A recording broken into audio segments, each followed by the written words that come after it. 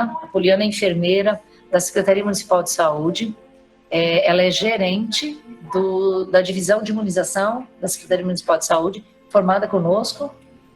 Gente, olha que orgulho, nós temos hoje no comando da imunização do município de Goiânia uma egressa da Faculdade de Enfermagem, então orgulhe-se muito disso e futuramente vocês também poderão estar em cargos dessa envergadura, dessa importância, desse impacto.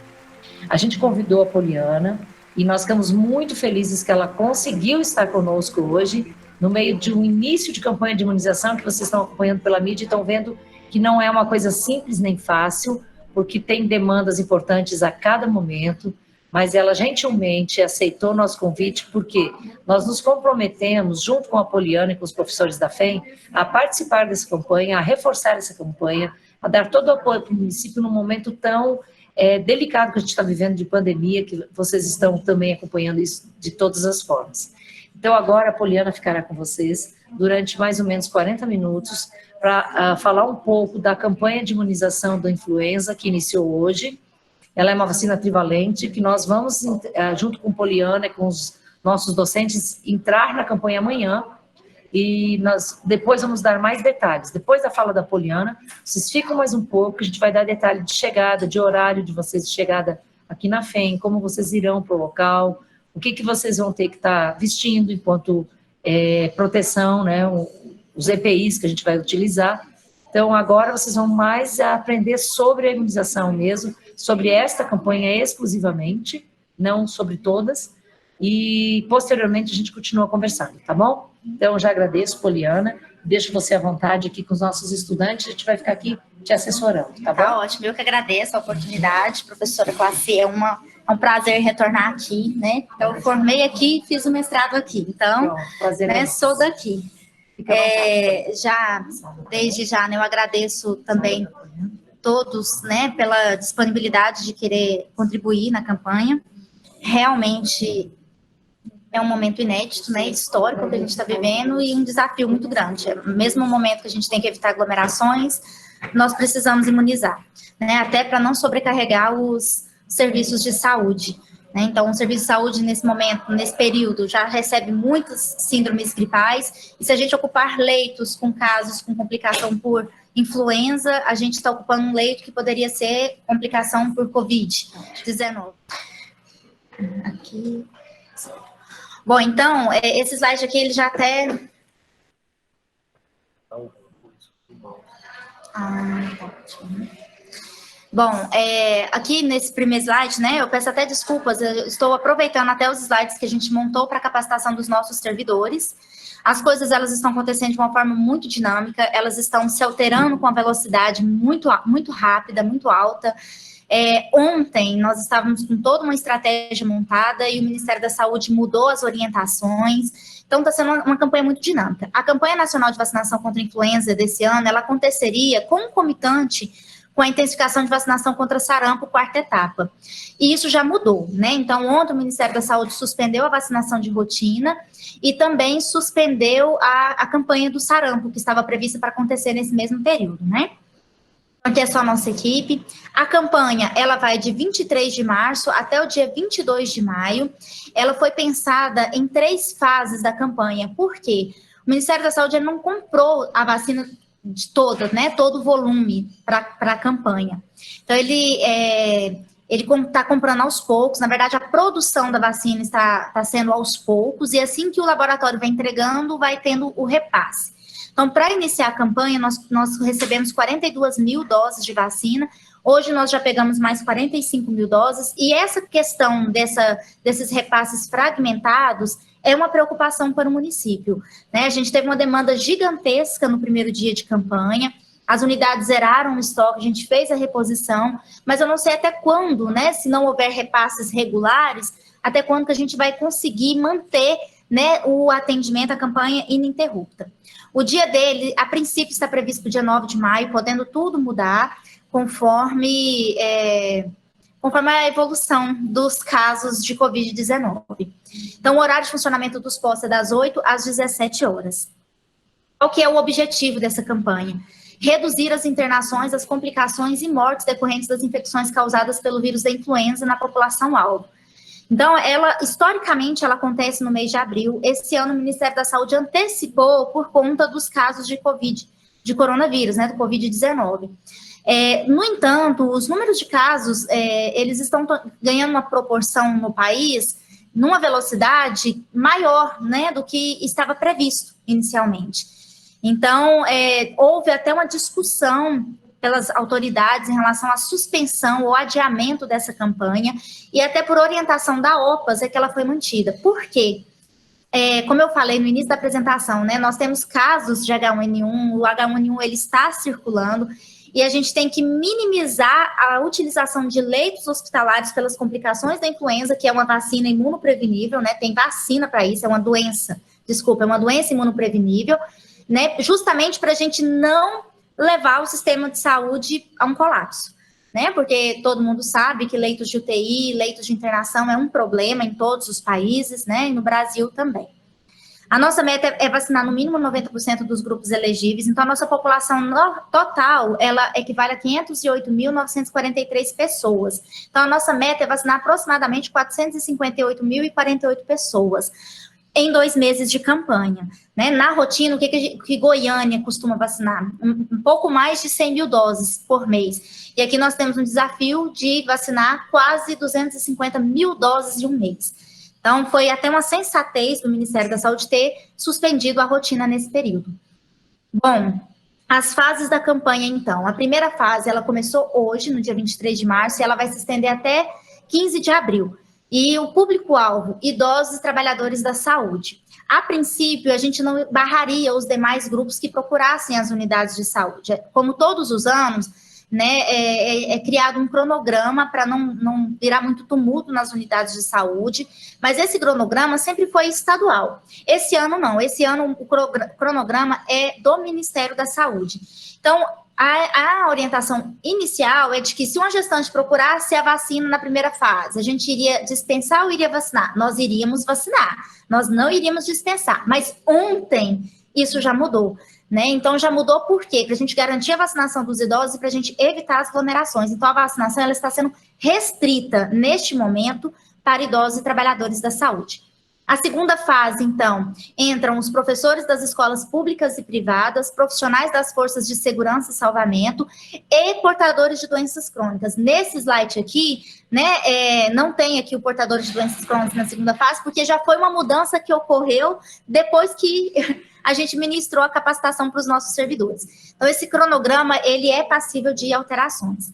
Essa segunda fase iniciando, então, no dia 16 de abril. E, por fim, a terceira fase, começando no dia 9 de maio, os demais grupos. E uma novidade esse ano é que foi incluso o grupo de adultos de 55 a 59 anos de idade. Então, entre as gestantes, as puérperas, adolescentes e jovens sob medidas socioeducativas, a população privada de liberdade, os funcionários do sistema prisional. Para esses grupos, né, adolescentes e jovens sob medidas socioeducativas, população privada de liberdade, funcionários do sistema prisional, é feita uma estratégia em loco, né? Sempre foi assim. Agora, quem está em regime de semiaberto, com tornozeleira, geralmente procura na unidade de saúde, né? Mas neste momento ela está restrita para idosos e trabalhadores. Então, aqui é só uma apanhada aqui dos últimos anos de como ficou nossas coberturas vacinais. Via de regra, a campanha de influenza, ela acontece... um ano ela é mais tranquila, no outro ano ela já é mais tumultuada. Tudo conforme o número de casos confirmados. Então, no ano que a gente tem mais casos confirmados e até óbitos, a gente tem uma adesão melhor à campanha. No ano que quase não está tendo complicações ou não está sendo divulgado, nós já temos uma dificuldade em atingir a meta, a cobertura vacinal. E o ano passado nós tivemos dificuldade, né? Então, aqui, alguns grupos, como vocês podem ver, crianças, trabalhadores da saúde, portadores de doenças crônicas, nós não atingimos a meta que era de 90%, né? Diferente do ano de 2018, que já foi um ano que a gente teve uma adesão, né, maior à campanha. Então, para o ano de 2020, nós já contávamos com uma campanha mais tumultuada, né, por esse ciclo aí. No entanto, nós não contávamos com os casos de coronavírus. Então, isso complicou muito, né, a estratégia de vacinação. E nós iniciamos hoje a campanha em dúvida do que seria essa campanha. Se seria o que foi, né, o que a gente esperava que fosse mesmo, tumultos, uma demanda grande, ou se teríamos pouca adesão, tendo em vista que as últimas recomendações é o isolamento social. Mas mesmo com as recomendações de isolamento social, a população, ela procurou as unidades de saúde para vacinação. Bom, a princípio, a vacinação ela aconteceria nas unidades de saúde. Então, nós estávamos com a estratégia toda montada. Ontem à tarde, né, eu recebi a notícia, era 3 horas da tarde. Nós mudamos tudo. Então, a gente fez parceria com a Secretaria Municipal de Educação e nenhuma vacinação está acontecendo dentro da unidade de saúde, mas sim em ambientes estratégicos. Então, são escolas, são igrejas, são quadras. O Centro Municipal de Vacinação, que é a nossa unidade que tem uma maior demanda e só trabalha com vacina, né? Está realizando a vacinação, como vocês todos já devem ter visto hoje na televisão, no campo do Goiás, né? A intenção era que fosse um fluxo mais rápido de atendimento. No entanto, nós tivemos alguns contratempos. A gente trabalha com RH reduzido. Nós trabalhamos também a vacina, né, reduzida, que a gente está recebendo de forma fragmentada. E ainda a orientação, né, que a gente não pode esquecer para a prevenção do coronavírus. Então, aqui só para vocês terem uma ideia de público por faixa etária, então, só nessa primeira fase, nós temos aqui 127.724 idosos para imunizar e 77.383 trabalhadores da saúde. Então, isso aqui totaliza mais de 208 mil pessoas, né? Então, assim, quase 50% do nosso público-alvo para a campanha todinha. Né? Então, realmente é um desafio evitar os tumultos. Bom, então, só para a gente revisar aqui um pouquinho sobre a doença, né? Então, o vírus da influenza, ela ocorre durante todo o ano, mas tem um período maior de sazonalidade que compreende justamente esses meses mais frios, iniciando aqui, né, em abril e se estendendo até maio, junho. O período de incubação do vírus é de 1 a 4 dias. A transmissão, ela ocorre até mesmo antes do aparecimento dos primeiros sintomas, então de 24 a 48 horas antes do início dos sintomas. E o quadro clínico é compatível com qualquer outra síndrome gripal, inclusive coronavírus. Né? Então, tem início abrupto, sintomas de síndrome gripal, espirros, coriza, febre, tosse seca, dor de garganta, dor de cabeça, prostração, dor no corpo. E geralmente tem a resolução é espontânea, né, dentro de 7 dias. No entanto, alguns grupos, eles são mais vulneráveis e pode evoluir a forma grave da doença, inclusive evoluir para óbito. E um desses grupos é justamente o idoso. Então, assim, né, a gente vê muita semelhança com o coronavírus. Então, as medidas de prevenção para o coronavírus vale também para a influenza. Então, por meio das entrevistas, eu tentei sensibilizar a população para que não procurassem todos de uma vez a unidade, justamente porque se está em isolamento social, está lavando as mãos com frequência, está obedecendo às etiquetas respiratórias, evitando o coronavírus, consequentemente também está prevenindo a influenza. No entanto, os idosos, eles geralmente procuram mesmo pela vacina, e eles procuraram, né, e procuraram todos hoje. Então, o que a gente precisa do apoio de vocês, acadêmicos? Não só na questão da vacinação em si, né, do ato de vacinar, mas também da orientação de filas, de manter o distanciamento entre uma pessoa e outra. Hoje, lá no Centro Municipal de Vacinação, um voluntário até fez riscas no chão, né, um espaçamento de 1, 2 metros, mas a população não respeitou, né, esse distanciamento. Enfim, então a gente precisa da ajuda, né, para a organização desse fluxo, dessas filas. E também para segregar. Se viu que chegou uma gestante ali, já avisar, olha, vai embora, não vai ser vacinado nesse momento, né, vai ter um momento certo para ser vacinado. Ou, se você perceber alguém, né, com síndrome gripal, espirrando, olha, a orientação é que retorne no outro momento. Então, gerenciar isso daí, né?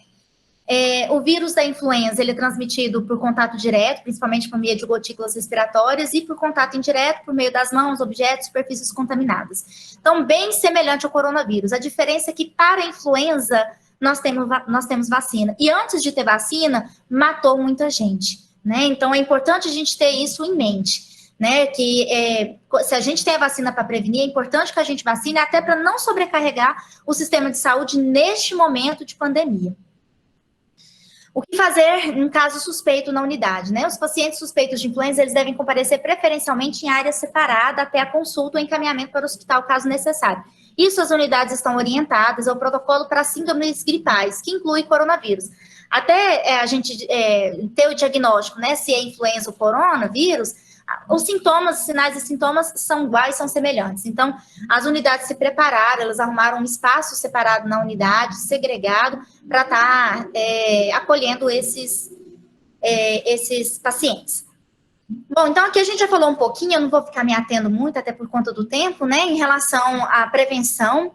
Então, acrescentando, o que muda do coronavírus? Temos a vacina, e a vacina, ela é eficaz, né? Então, a máscara cirúrgica, né? Nesse momento, a gente está seguindo as recomendações da Anvisa e da Consis, então nós temos até uma notinha da Consis, então é precaução padrão, mas o uso da máscara cirúrgica, né?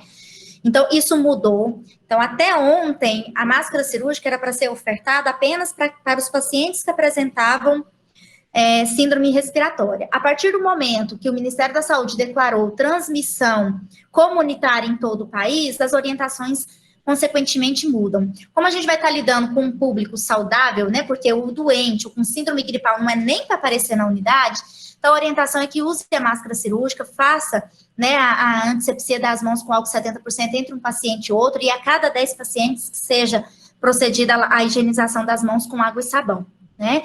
A máscara, no caso do paciente que estiver com síndrome, né, gripal, ela tem que ser trocada a cada 30 minutos, né, no caso, né, não tendo sujidade, né, não sendo, por exemplo, o profissional da saúde que está usando a máscara cirúrgica, a substituição a cada 2 horas, né, tendo cuidado de não pegar na frente da máscara, então sempre, né, no elástico que vai estar atrás das orelhas, porque o que a gente percebe, né, agora com o advento do coronavírus, os profissionais da saúde, eles estão se contaminando muito, isso fora, né, eu estou falando das experiências de outros países, justamente na desparamentação dos EPIs, né, então aquele paciente que está lidando, aquele profissional que está lidando direto com os casos suspeitos de coronavírus. A máscara N95, ela é indicada, né, no caso de procedimentos com risco de geração de aerossol. Eu não vou me ater nisso, porque o nosso foco é a vacina.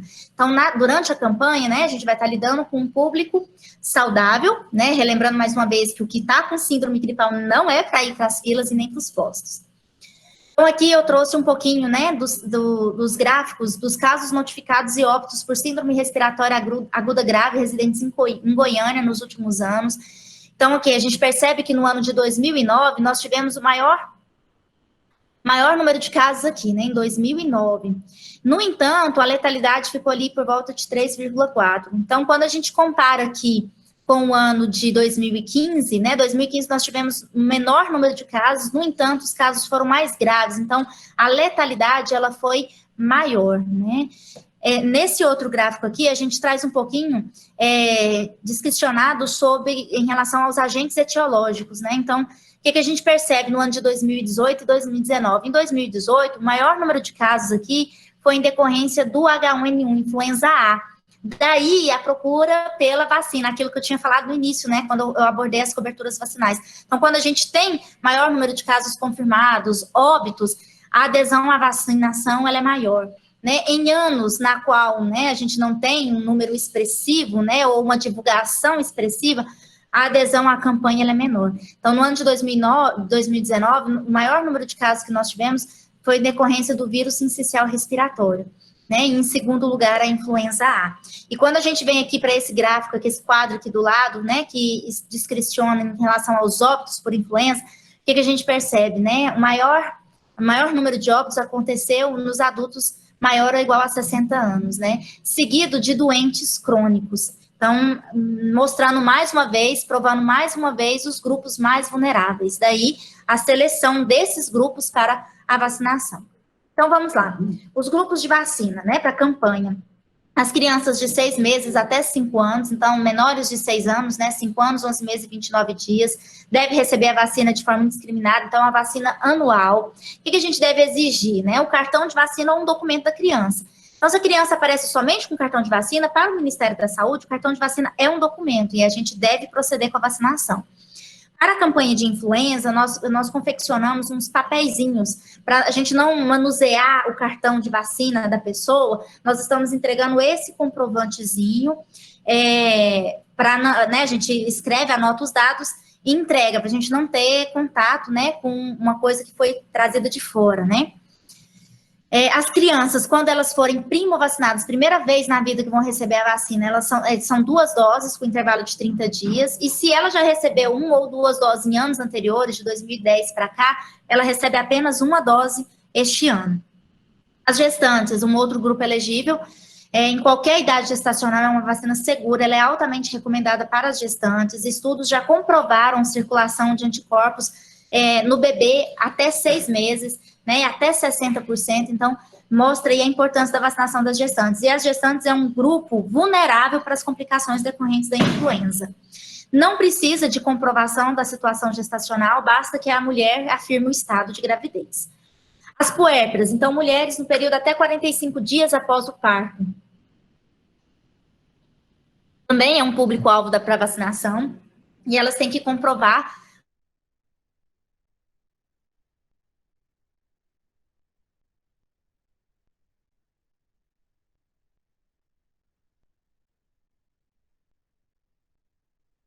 indivíduos de 55 a 59 anos, eles precisam apresentar o documento com a data de nascimento, né, para a gente identificar a idade.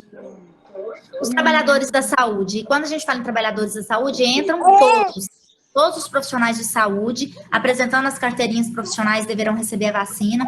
Então, Corém, né, CREMEGO, CRO, CRF, os assistentes sociais entram, educador físico, fisioterapeutas, fonoaudiólogos, nutricionistas, biomédicos, biólogos, psicólogos, terapeutas ocupacionais, médicos veterinários, né, recepcionistas, técnicos, vigilantes, secretárias, maqueiros, todo o público de instituições de saúde, de baixa, média e alta complexidade, privada ou pública. Então, esses aqui, que não têm carteirinha profissional, eles devem comprovar ou com algum documento de identificação, vínculo ou crachá ou contra-cheque, alguma coisa que comprove que trabalha naquela instituição. Para os estagiários, no Ministério da Saúde ele não inclui os estagiários, mas Goiânia todos os anos vacinou os estagiários que estavam, né, em estágio no período de execução da campanha, né? Então, para vocês que estarão atuando junto conosco, é possível disponibilizar a vacina, tá? Bom, os guardas municipais que trabalham nas unidades de saúde, eles também recebem a vacina. Isso aqui também foi uma mudança, né? Porque, a princípio, entrava só os bombeiros envolvidos no resgate, mas esse ano entrou toda a força de segurança, então os policiais militares, guardas municipais, exército, então entrou todo mundo. Foi uma alteração que também ocorreu após essa apresentação, né, que nós fizemos aí para as nossas unidades. Atendente de farmácia também, apresentando o crachá, o contra-cheque identifica a função, o nome da farmácia. Os cuidadores de idosos, somente aqueles de instituições públicas e privadas, né? E aí precisa apresentar alguma declaração, comprovação da instituição. Aqueles cuidadores de idosos individual, né, que trabalha de forma particular, esses não é incluído pelo Ministério da Saúde, né? Os bombeiros nós já falamos. Os professores, que já entra na segunda fase da campanha. Todos os professores das escolas e faculdades públicas e de privadas, desde que comprove a função de professor. Então, apresente um crachá, um contra-cheque. E aqui, no caso, são mesmo os professores, não são os trabalhadores da educação. Então, ao contrário dos trabalhadores da saúde, no qual entram recepcionistas, maqueiros, aqui não entram auxiliares, monitores de classe, estagiários, diretores, coordenadores, recepcionistas, aqui são mesmo os professores. E aí aqui é só para triagem, né? A gente coloca como é que vem identificado no contra-cheque do professor da rede municipal e da rede estadual, né? Então, para os professores da rede municipal, está identificado no contra-cheque lá, profissional da educação 2 ou auxiliar de atividades educativas nível T4. E para os da rede estadual, professor P1, professor P3 e professor P4. Mas só reforçando, pessoal, neste primeiro momento é restrito ao idoso e ao trabalhador da saúde. Então, se o professor procurar, ou uma gestante procurar, neste primeiro momento a orientação é que retorne e fique em isolamento social, tá? E retorne para a unidade somente na sua fase. Tudo pode mudar, nós não sabemos se a segunda e a terceira fase vai ser mantida, tudo vai depender de como vai proceder essa primeira fase, tudo vai depender de como que vai aumentar o número de casos. Então, isso aqui está passível de alterações, tá? Bom, os estagiários nós já falamos, né? O povo indígena, né? Eles entram na vacinação. Em Goiânia não é um público com um número significativo, mas em alguns municípios e estados né? Mas só para reforçar aqui que eles entram na campanha. Do sistema prisional, a gente já falou que é feita uma estratégia de uma vacinação local, né? Pessoas portadoras de doenças crônicas. O Ministério da Saúde, ele exige a comprovação através da prescrição médica com relatório descrevendo a comorbidade. Neste momento de coronavírus, ao qual todas as consultas eletivas, né, elas estão suspensas, a pessoa pode apresentar relatórios de anos anteriores, né? Então, provavelmente, essas pessoas, elas sempre guardam, já têm, já levam. Aqui, o Ministério da Saúde, ele coloca a prescrição médica. Nós, em Goiânia, a gente aceita. Por exemplo, se é uma doença crônica, não vai mudar. Então, a prescrição a medicação, né? Só não dá para apresentar a caixinha de remédio, porque essa daí qualquer pessoa pode pegar ou pode adquirir, comprar, não comprova que aquele remédio é daquela pessoa, né? Mas se tiver com a prescrição médica e um documento de identificação pessoal, é possível a gente identificar que é portador de doença crônica e vacinar. Os pacientes que já são cadastrados em programas de controle de doenças crônicas do SUS, eles devem se dirigir aos postos em que estão cadastrados, porque a equipe já conhece, né? Então, desburocratiza, né, a situação. Então, se já conhece, é claro que, né, bom senso cabe em todo lugar. Então, eu até falo, né, que em vacina não é 8 ou é 80, tem que ter jogo de cintura e tem que ter bom senso, né? Não são todas as doenças crônicas que são incluídas nesse grupo, né? Então, nós temos uma lista de doenças disponibilizadas pelo Ministério da Saúde. Eu não vou me ater aqui a cada uma, porque nós temos um guia para auxiliar na triagem da vacina. E como também é um grupo que vai entrar na segunda fase da campanha, né? Então, a gente não vou me ater a isso. Só reforçando aqui que o autismo era uma reivindicação bem antiga de ser incluída, porque não era incluída, esse ano ele foi incluído, e também os deficientes, né, que também foi uma alteração recente do Ministério da Saúde. Para os deficientes, eles entraram na terceira etapa da campanha, tá, a partir de 9 de maio. Só alguns pontos aqui que causam muita dúvida, né, obesidade. A obesidade é uma das categorias de comorbidades com indicação da vacina contra a influenza. Mas aí vem a dúvida, e o paciente que fez cirurgia bariátrica? O paciente que fez cirurgia bariátrica, ele é um ex-obeso. Se ele tiver alguma outra comorbidade que se enquadre nas categorias de comorbidades com indicação da vacina, ele entra, mas não por ter sido obeso um dia, mas sim pela comorbidade que ele tem, né, adjacente. Então, se era obeso, fez a cirurgia bariátrica, ele não é incluído no grupo de obesos, certo? Bom, então vamos entrar aqui especificamente na vacina, né? Então, a vacina são frascos multidoses do laboratório Butantan. A vacina ela é trivalente. Houve alteração das 3 cepas em relação às do ano anterior. O que diferencia da rede pública com a da rede privada? A da rede privada, ela tem uma cepa a mais, ela é tetravalente. E a da rede privada, eles colocam as 3 cepas que contém na rede pública e mais uma cepa que teve uma circulação significativa no ano anterior. Então, é essa a diferença. O esquema de vacinação para as crianças, no caso de primo-vacinados, né? Crianças de 6 meses até 2 anos de idade, o volume da dose corresponde a 0,25 ml. Então, se é a primeira vez que a criança vai receber a vacina, ela tem entre 6 e 2 anos, ela vai ter que receber 2 doses, com intervalo de 30 dias entre as doses, e o volume a ser administrado é de 0,25 ml. Crianças de 3 a 8 anos de idade, primo-vacinadas, ou seja, a primeira vez que vai tomar a vacina, o volume para essas crianças corresponde a 0,5 ml. Então, ela vai receber 2 doses, porque é primo-vacinada, o volume de 0,5 ml, porque já tem mais do que 2 anos, e o intervalo entre as doses, 30 dias. Já crianças a partir de 9 anos e adultos, a dose é única e o volume é de 0,5 ml. A vacina de influenza, ela pode ser administrada tanto intramuscular quanto subcutânea. No ano anterior, nós trabalhamos com as 2 vias, porque nós recebemos os insumos fragmentados. Uma parte a agulha 13 por 4,5 e outra parte a agulha 25 por 7. Esse ano a gente vai trabalhar somente com a via intramuscular. A via intramuscular, ela é menos reatogênica, e quando eu falo reatogênica, em relação a reações locais, tá? Só voltando aqui um pouquinho em relação às crianças, eu falei das primas vacinadas, né? Então, vamos lá. A criança tomou uma dose no ano de 2012. Ela tinha que ter tomado a segunda dose, mas naquele ano ela não tomou. E só está voltando hoje, em 2020, 8 anos depois. E aí, nesse caso, como que a gente vai fazer? Né? Será 1, 2 doses? Qual que é o volume? Como ela já recebeu uma dose antes, ela vai receber dessa vez apenas uma dose. Ela não é primo vacinada. E aí a gente vai olhar a idade da criança. Se ela tiver menos do que 2 anos, o volume vai ser de 0,25. Se ela tem mais de 3 anos, né, mais de 2 anos, de 3 a 8 anos, o volume é de 0,5 ml. Uma dúvida que surgiu na capacitação. A criança compareceu com 2 anos e 11 meses para tomar a primeira dose da vacina. Como ela é primo vacinada, ela nunca tomou essa vacina antes. Então, qual que vai ser o volume para essa criança? O volume vai ser de 0,25 ml. E aí, 30 dias depois, a gente vai agendar a segunda dose. Quando ela for retornar 30 dias depois, ela já vai estar com 3 anos completos, certo? E aí, a dose vai ser de 0,25 ou vai ser de 0,5?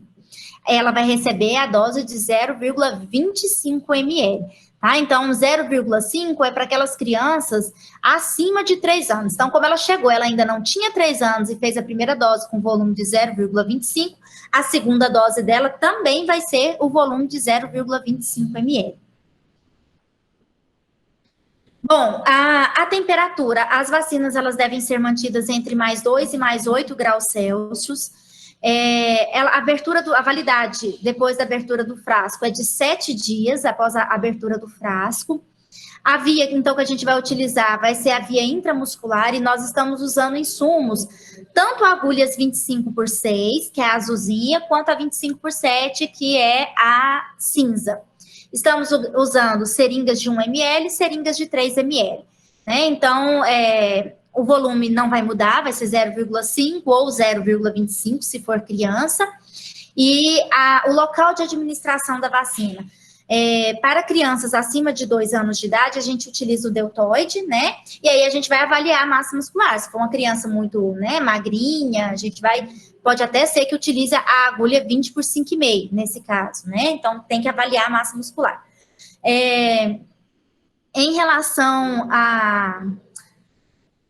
a via subcutânea. Então, neste momento, nós só vamos utilizar a via subcutânea em pessoas que apresentam discrasias sanguíneas ou que estejam utilizando um anticoagulante orais. Nesse caso, o Ministério da Saúde recomenda o uso da subcutânea. Então, região posterior do braço, com a agulha 13x4,5. Para as crianças, né, com menos de 2 anos, a gente preconiza no vasto lateral da coxa ou ventroglúteo para quem tem habilidade com a via de administração ventroglútea, né? A vacina é preconizada do lado direito, certo?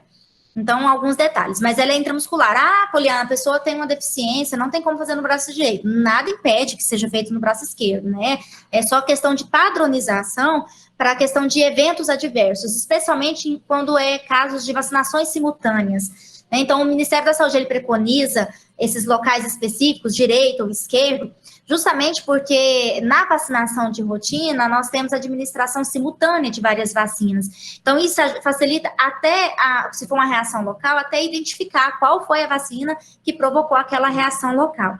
Quando muda, né, uma vacinação de rotina, é preconizado do lado direito, a gente fez do lado esquerdo, a gente sempre orienta que o profissional da saúde identifique isso no cartão de vacina, no registro da vacina. Né? Porque se tiver um evento adverso, está identificado lá, facilita na investigação. A produção da vacina. A vacina, nós temos unidades sentinelas espalhadas por todo o mundo, que fica coletando suaves, né, de todo caso de síndrome gripal. E aí a OMS determina quais serão as cepas que deverão constar na vacina do ano seguinte. Depois de toda essa avaliação e definição da cepa, vão para os laboratórios. O vírus da vacina ele precisa crescer dentro de ovos e milhares deles precisam ser estocados e preparados para a produção das milhões de doses de vacina. Então, não é uma produção muito rápida, porque faz a sentinela por um período para identificar a cepa que está circulando, para definir qual que é a cepa, para produzir a vacina em larga escala. Então, os laboratórios, ele tem uma limitação para a produção das vacinas. As sociedades de infectologistas, pediatrias, sempre reivindicaram que essa campanha acontecesse antes. E o retorno que a gente sempre teve por parte do Ministério da Saúde é que nunca foi possível acontecer antes, porque os laboratórios têm dificuldade de entregar a vacina. E esse ano, na qual o Ministério antecipou, nós estamos vivenciando isso, né, na pele. Realmente, essa dificuldade de entregar as doses da vacina. Daí, a gente receber de forma bem fragmentada, né? Se não me engano, serão 14 repasses para o município. Bom, a vacina da influenza, ela pode ser administrada na mesma ocasião de outras vacinas ou medicamentos, desde que utilize seringas diferentes e locais anatômicos diferentes também, óbvio, né? Para os doadores de sangue, a gente tem que orientar a doação só após 48 horas, porque pode dar falso positivo para o teste de HIV. Então, se a pessoa expressar o desejo de doar sangue, é preferível que doa sangue antes e vacine depois, porque tem essas 48 horas para poder doar o sangue. E se a pessoa, né, doa o sangue de imediato, não tem um prazo específico, né, para efetuar a vacinação. A eficácia da vacina. Em adultos saudáveis, a detecção de anticorpos se dá de 2 a 3 semanas e dura de 6 a 12 meses, né? Uma média de 8 meses. Por isso que é uma vacina que é feita anualmente. A imunogenicidade em crianças varia de 30% a 90% e é diretamente proporcional à idade. Por isso que crianças mais novas e quando é primo vacinadas têm a recomendação de fazer 2 doses da vacina. E aí, aquilo que eu tinha colocado, né? Bebês de mães vacinadas durante a gestação apresentaram proteção contra influenza confirmada por testes laboratoriais superior a 60% nos primeiros 6 meses de vida. Lembrando que para a criança, a primeira dose é preconizada a partir de 6 meses. Então, assim, a mãe tomando a vacina durante a gestação, ela se protege, porque a gestante é vulnerável às complicações de influenza, e ainda protege o bebê por quase, né, por 6 meses. Tudo bem que não é uma titulação alta, mas tem uma certa proteção. Então, mais uma vez, reforçando a importância da vacinação da gestante. Há um tempo atrás, a vacina da influenza, ela era contraindicada a quem tem alergia a ovo, né? Desde o ano passado, o Ministério, ele mudou as orientações. Então, o que contraindica a vacinação? A febre, né? Então, doenças agudas, febris moderadas ou graves, a gente tem que aguardar a resolução do quadro para vacinar. Então, até 72 horas após a resolução do quadro é que a gente procede com a vacinação. Para quem tem história de alergia a ovo, mas, assim, as pessoas que após ingestão de ovo apresentam apenas urticária ou tem uma intolerância, né? Uma reação leve. A recomendação é que possa ser administrada a vacina de influenza na unidade de saúde básica, né? Sem maiores cuidados especiais. Mas aquelas pessoas que apresentam reações anafiláticas, reações mais graves após a ingestão do ovo, a vacina ela tem que ser administrada em ambiente hospitalar. Então, não contraindica a vacinação, mas ela tem que ser administrada com precauções. Então, onde tem suporte de emergência, né? Então, hospitais, CAIS. E o que, de fato, contraindica a vacina é a anafilaxia em doses anteriores e história de síndrome de Guillain-Barré. Nesse caso, a gente só vacina com prescrição médica. E assim mesmo em ambiente hospitalar. Então, aqui no caso da triagem, primeira coisa que a gente tem que perguntar, né? Nesse caso, esse ano mudou. Se tá com sintoma gripal, a gente já vai mandar embora, já vai embora para casa, né? O que contraindica de fato seria a febre, mas pelo momento que a gente está vivendo, a gente não está vacinando pessoas com síndrome gripal, para não expor, para não ficar ali expondo as demais pessoas, até porque a gente não sabe se é influenza, se é um resfriado, se é sincicial respiratório, se é coronavírus, enfim. Então, a gente vai perguntar se a pessoa está com febre. Se estiver com febre, a gente tem que adiar a vacinação. Se tiver hipersensibilidade leve, algum componente da vacina, ovoalbumina, né? A gente realiza a vacinação normalmente. Se tiver uma hipersensibilidade moderada a grave, algum componente da vacina, a gente realiza essa vacina mais em ambiente hospitalar. Se há relato de síndrome de Guillain-Barré, a gente vai exigir uma prescrição médica para proceder com a vacinação e assim mesmo vai ser em ambiente hospitalar. E para os doadores de sangue, orientar, então, o intervalo aí de 48 horas após a vacina de influenza. Eventos adversos pós-vacinais da vacina. Bom, as manifestações locais são as mais comuns, né? Então, de 15% a 20% dos pacientes relatam dor local, eritema em duração. Nesse caso, geralmente é autolimitada e resolve dentro de 48 horas. E o que a gente orienta? Compressa fria. Aí, quando a gente fala compressa fria, o povo pensa em gelo, né? Não é o gelo. Né? O que o Ministério preconiza é a compressa fria. O gelo, ele faz vasoconstrição. Então, às vezes, até prejudica na absorção da vacina e na resposta à vacina. A compressa quente, ela não é indicada porque ela faz vasodilatação, né? Então, vai aumentar o eritema e o edema. Então, é uma compressa fria. Manifestações sistêmicas, febre, mal-estar, mialgia, ela pode começar de 6 a 12 horas a vacinação, mas num percentual menor. Então, em tempo de coronavírus, né, a gente tem que ficar atento ao que é evento adverso, o que é coronavírus, o que é influenza, ou o que é outra doença respiratória, né? Nesses casos, a gente indica analgésicos e antitérmicos de costume, a gente nunca fala, dipirona, Tilenol, não, a gente não indica nome, né? Analgésicos e antitérmicos que a pessoa tem costume de usar. Reações de hipersensibilidade são extremamente raras e pode estar associada a qualquer componente da vacina. No caso de ocorrência, a orientação é que busque atendimento médico e que proceda com a notificação do evento adverso. E toda síndrome de Guillain-Barré que acontecer nos primeiros 30 dias pós-vacinação tem que ser investigado relação causal com a vacina. Só relembrando, a vacina é de vírus vivo, de vírus inativado, fragmentado, então não tem, o vírus está morto, não tem virulência nenhuma, não tem potencial de infecção nenhum, né? Então muita gente fala, tomou a vacina da gripe e gripou. Não, de duas uma, né? Ou é alguma reação da vacina muito parecido, né, com sintomas gripais, as pessoas confundem dor de cabeça, febre, né, ou tá com um vírus, já estava com algum vírus respiratório incubado e manifestou, então foi só uma associação temporal com a vacina. Bom, registro, a gente vai registrar nas planilhas, né, a princípio o Ministério da Saúde, ele queria exigir o registro nominal no sistema de todas as pessoas, graças a Deus, isso foi revisto. Nesse momento a gente não tem tempo para fazer registro nominal no sistema, então a gente vai usar as planilhas mesmo. Se fosse registro nominal, até impossibilitaria essas ações de acontecer fora da unidade de saúde, né? Então aqui só a prioridade de registro. No caso, é trabalhador da saúde e tem alguma comorbidade, mas está gestante, a gente vai registrar na planilha de gestante. É trabalhador da saúde, tem comorbidade, mas está puérpera, então a gente vai registrar na planilha de puérpera. O idoso, ele tem prioridade em relação ao registro, né? É idoso, mas também tem diabetes. Não tem problema, a gente vai registrar na planilha do idoso e não na planilha de comorbidade.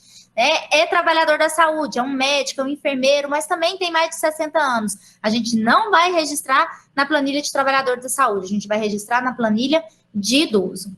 E para os trabalhadores da saúde, mesmo que seja trabalhador da saúde e tenha alguma comorbidade, o registro deverá ser efetuado na planilha de trabalhador da saúde. Bom, aqui é mais relacionado às unidades de saúde e aos distritos, né, a orientação em relação à digitação desses dados, mas só para vocês entenderem o fluxo. As planilhas, elas são recolhidas e elas são digitadas no site do SIPNI. Né? Então, essas ações que vai ser articulado com a faculdade, a digitação vai ocorrer por conta da gerência de imunização, tá? Bom, então aqui algumas unidades que já é descentralizada a digitação desses dados, né? Então, só para vocês conhecerem um pouquinho aqui do sistema.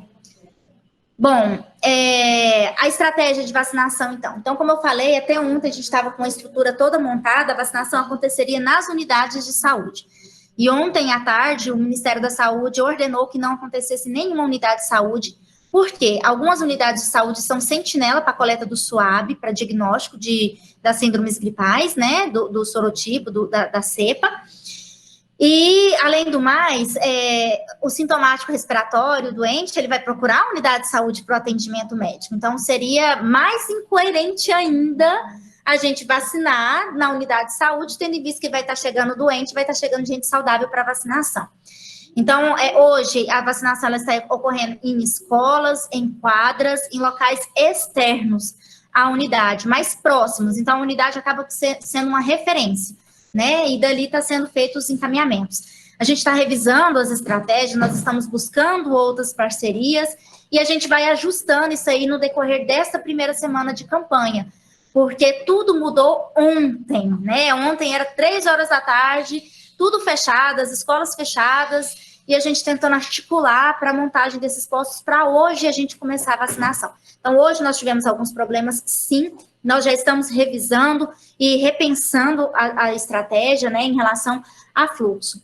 E aí, a ajuda de vocês será fundamental, nós precisamos mesmo de pessoas, né, tanto para vacinar, para triar e para organizar o fluxo e orientar a população. Manter o distanciamento, evitar o contato. Bom, eu não vou entrar nisso, porque já foi suspensa a intensificação do sarampo nessa etapa, né? Então, nosso foco é a campanha de influenza e para o idoso e trabalhador da saúde. E eu me coloco à disposição para tirar as dúvidas. Eu falei meio acelerado, né? Mas eu estou à disposição para tirar qualquer dúvida que, porventura, tenha ficado. Mas talvez tenha alguma pergunta a fazer. Vocês querem, os professores têm alguma questão?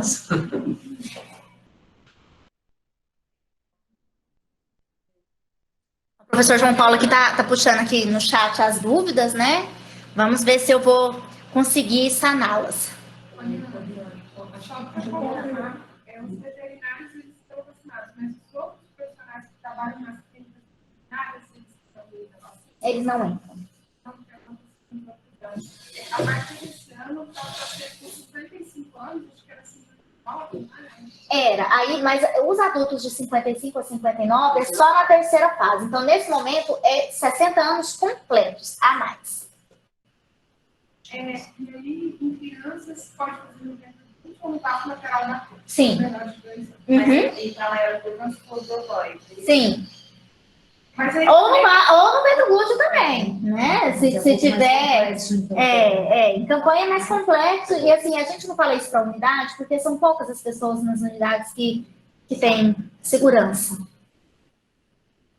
um aluno me fez uma pergunta, eu falei que ele passar para você, ele disse que sempre que a mãe dele está tomando vacina, ela tem esses sintomas respiratórios muito intensos. Né? E aí ele perguntou o que era recomendado fazer, porque se ela apresenta os sintomas, já fica aquela coisa da dúvida, né, com a Covid, e aí qual que seria a orientação e se a possibilidade de vacinação em casa, se tem essa estratégia também pensada. Porque o pessoal não ouve ela.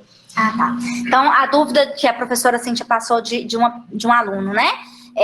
A mãe com 75 anos sempre vacina e sempre tem reação. E qual que é a orientação para saber, né? Será que isso é reação da vacina? É o Covid? O que a gente orienta, né? Nesse primeiro momento que a gente está pedindo para não procurar as unidades de saúde, para não expor, a orientação é que entre em contato conosco, né, por telefone, para a gente proceder com a notificação do evento adverso e acompanhar. Então, se apresentar sinais de agravamento, porque as reações de vacinas, quando acontece, são sinais e sintomas semelhantes à gripe, é autolimitada, ela não dura muito tempo, né? Então, se tiver persistindo, tiver com febre persistente, tiver tendo piora com o passar dos dias, a gente tem que investigar, porque aí não vai ser a reação da vacina, né? Vai ser qualquer outra coisa. Seria importante você repetir também que só os veterinários serão vacinados e não a equipe. A outra dúvida aqui, né, em relação aos veterinários, é o veterinário ou toda a clínica de veterinário? Não, são os médicos veterinários, não é toda a clínica de veterinária, tá? São os médicos veterinários. Pessoas com 60 anos completos. E as pessoas com 60 anos completos. A população de 55 a 59 é na terceira etapa da E campanha. as gestantes também é na segunda etapa? A gestantes ficou para a terceira etapa. Terceira etapa. Uhum. Podendo alterar, né? E crianças? Crianças também na terceira etapa. Então, na primeira etapa, são idosos e trabalhadores da saúde. Na segunda etapa, professores, profissionais das forças de segurança e salvamento e os portadores de doenças crônicas. E para a terceira etapa, gestantes, puérperas, crianças, a população de 55 a 59, deficientes.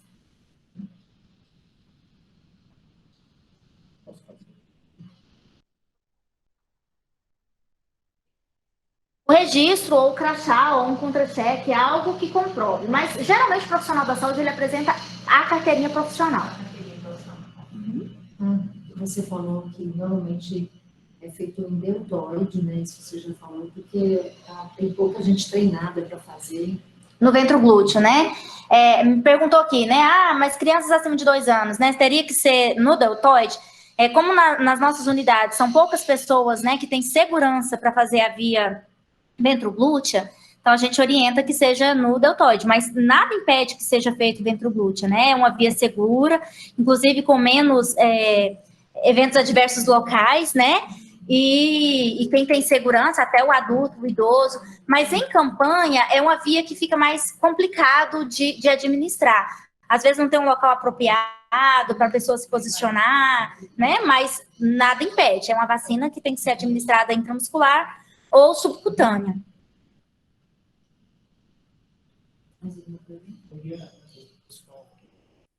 A pessoa apresentou sintomas respiratórios e febre dias anteriores, o que devo orientar? Bom, se já houve resolução do quadro, né? Se tem pelo menos 72 horas, né? Sem febre, sem sintomas respiratórios, ela pode vacinar.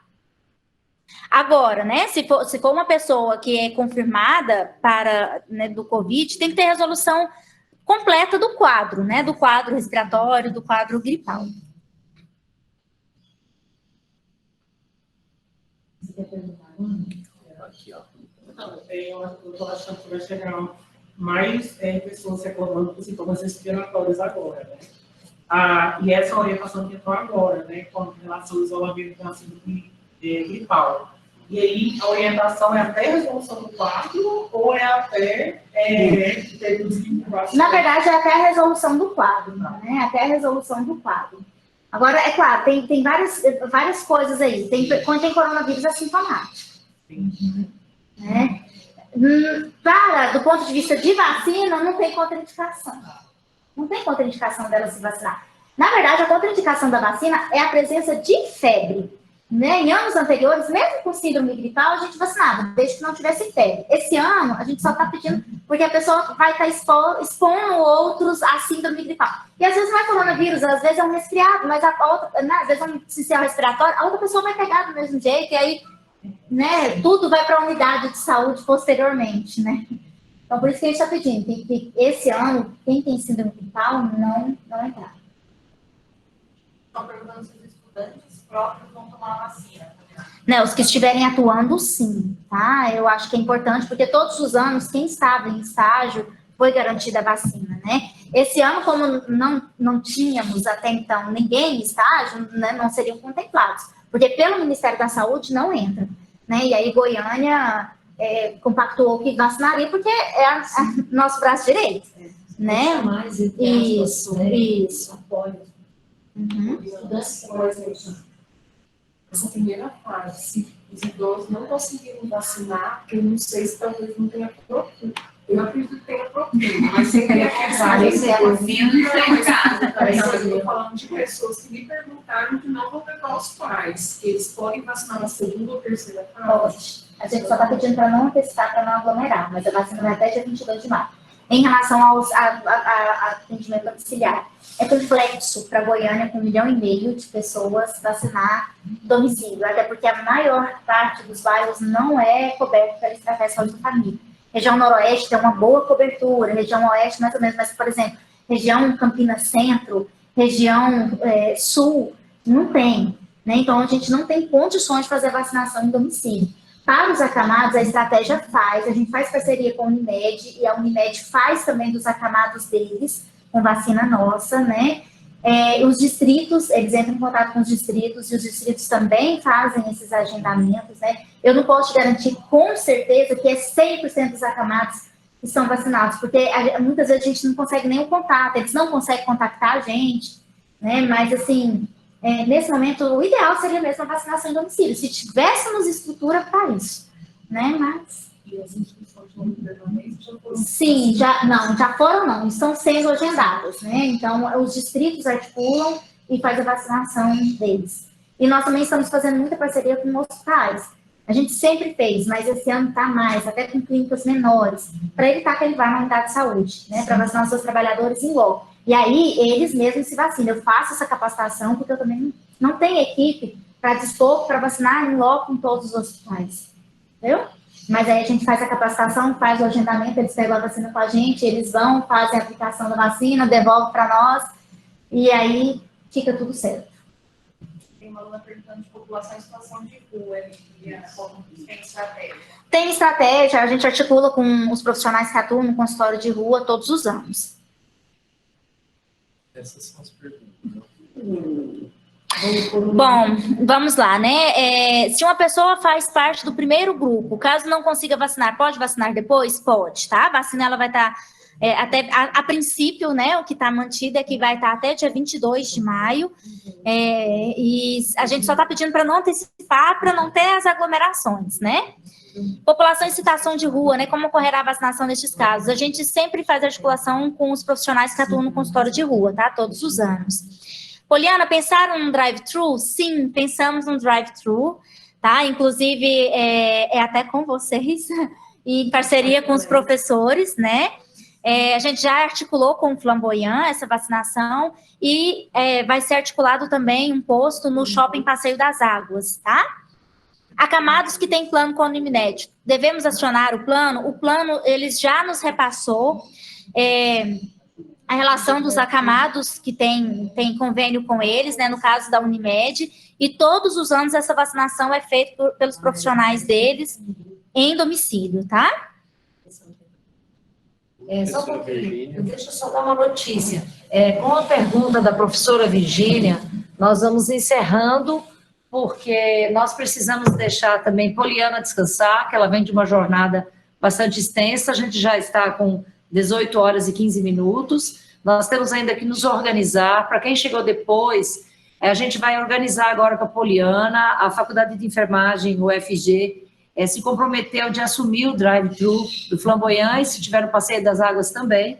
Acabamos de falar com o reitor, ele está nos apoiando com transporte e alimentação dos nossos estudantes. Então, assim que encerrar aqui, nós vamos sentar agora para discutir sobre as estratégias. Então, encerramos com a professora Virgínia as perguntas, e as dúvidas que vão surgindo ao longo dessa semana e da outra, todos nós aqui, junto com a Poliana, a gente vai tentando sanar, ok? Obrigada, gente. Mais uma vez, muito obrigada pela parceria, e nós estamos à disposição, tá? Na gerência de imunização. Eu acho que tem a pergunta da Acamados, que tem plano com a Unimed.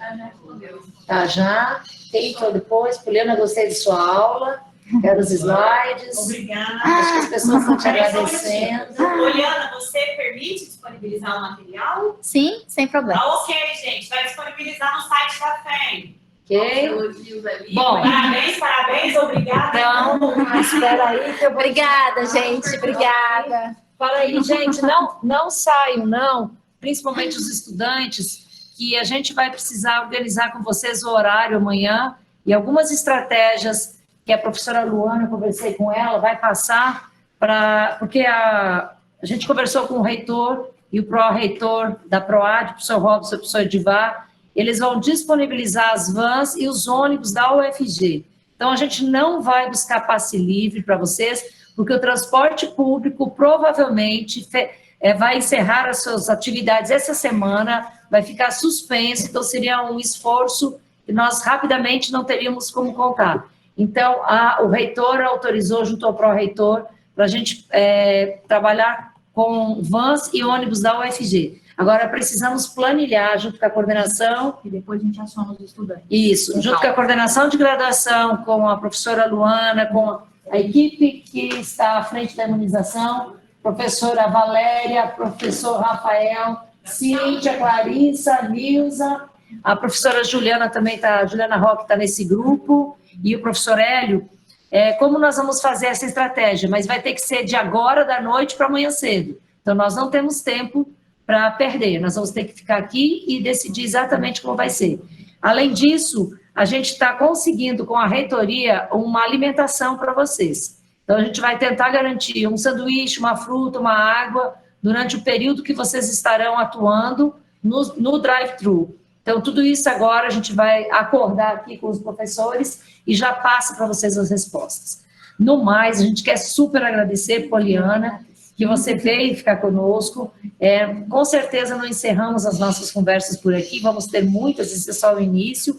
A gente comprou uma lembrancinha, vou tocar nela, depois você usa álcool gel. Obrigada. Tá bom? Junto Muito com ela, obrigada. um calendário que a gente fez comemorativo da FEM, e também fizemos um certificado para você da sua palestra. Tá Muito bom? obrigada. Nossa, muito agradecemos. Obrigada demais. Eu queria dar um abraço nela, gente, mas eu não posso. Mas sinta-se abraçada por toda a FEM, e nós ficamos muito gratos por tantas informações importantes. Muito obrigada. Os meninos esperaram.